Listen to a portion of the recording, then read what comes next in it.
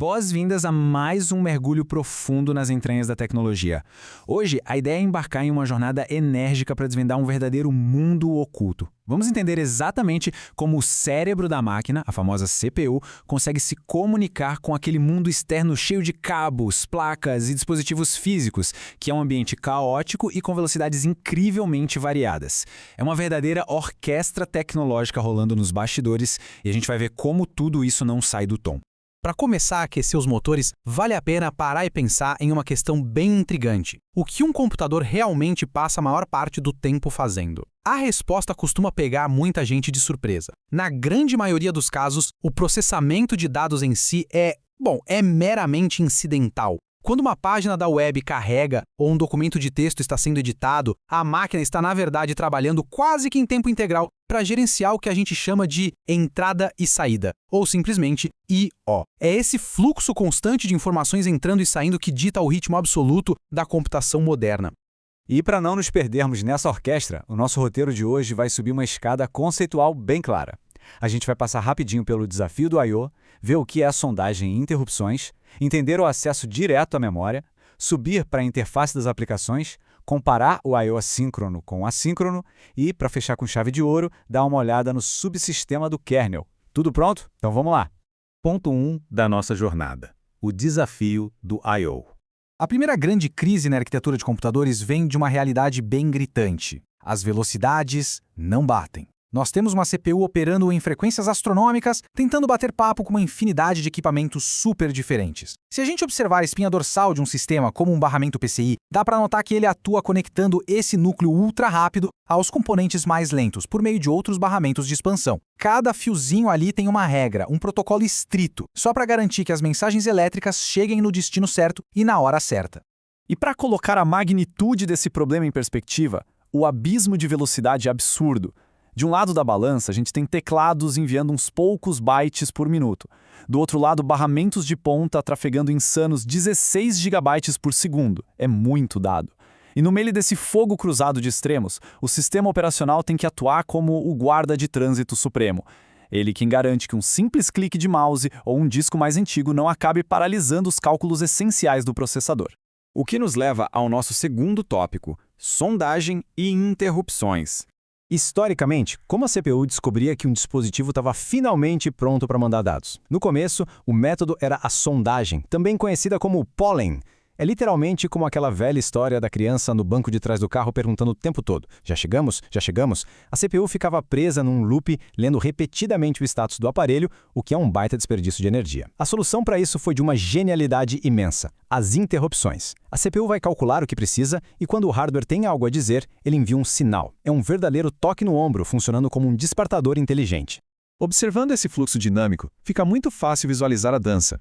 O driver inicia a operação e a CPU, ela simplesmente vai fazer outra coisa útil. Quando a tarefa do hardware termina, ou se der algum erro no caminho, plim, ocorre um sinal elétrico. A CPU congela o que estava fazendo instantaneamente, salva o progresso, resolve aquele dado e volta exatamente de onde parou. É eficiência no nível máximo. Mas o grande segredo nos bastidores desse gerenciamento é o vetor de interrupções. Pensa só, em um computador moderno em funcionamento, ocorrem centenas de milhares dessas interrupções por segundo. O vetor atua como uma lista telefônica incrivelmente ágil que roteia cada alerta para o lugar certinho no código.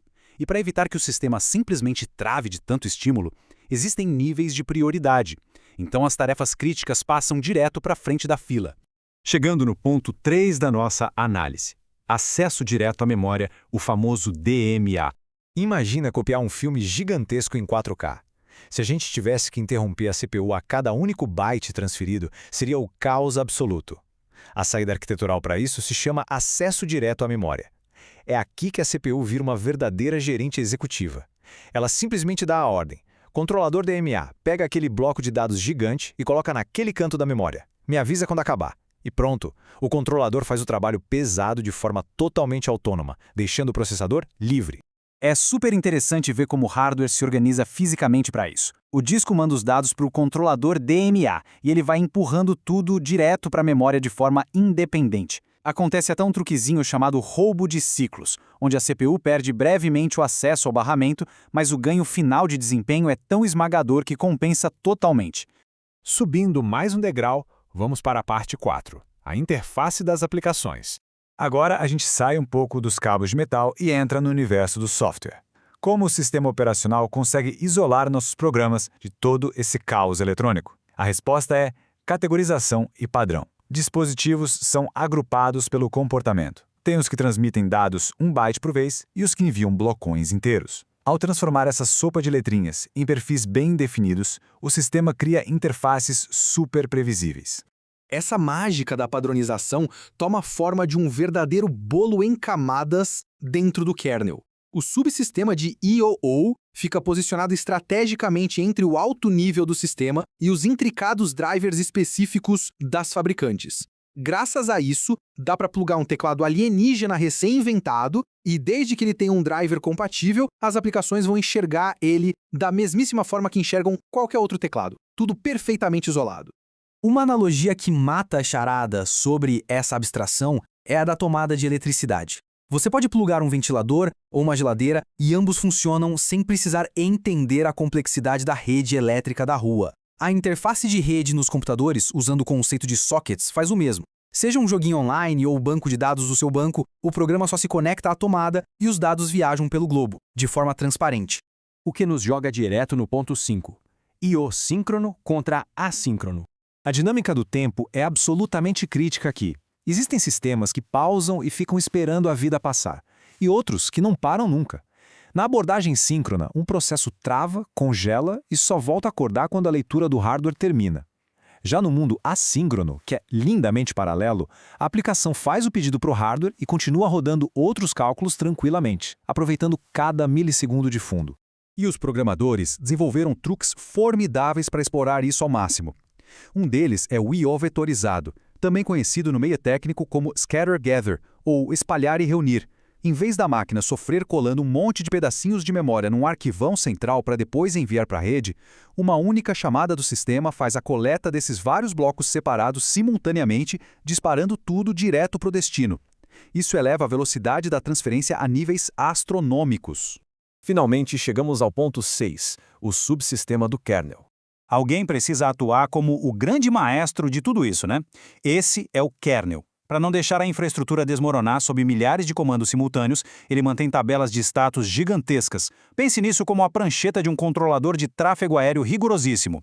Ele sabe exatamente o que o disco, a impressora e o teclado estão fazendo a cada instante, separando quem está livre de quem está sobrecarregado. Outra sacada absolutamente brilhante é o scheduling, ou agendamento de I/O. A ordem com que os arquivos chegam para ser gravados em um disco mecânico dificilmente é a mais eficiente. Então, o que o sistema operacional faz? Ele ignora a fila de chegada e embaralha todos os pedidos. O objetivo é garantir que a agulha do disco se mova o mínimo possível, poupando tempo e aumentando absurdamente a vida útil daquele componente mecânico. E para fechar essa conta de incompatibilidades de tempo, a engenharia nos presenteou com os buffers, mais especificamente, o buffer duplo. É como ter 2 baldes grandes. Enquanto o equipamento mais lento goteja informações enchendo o balde A, a máquina super rápida drena ferozmente o balde B. Quando a enche, eles trocam de lugar num fluxo contínuo. Isso atua como um enorme amortecedor no sistema, simplesmente eliminando engasgos.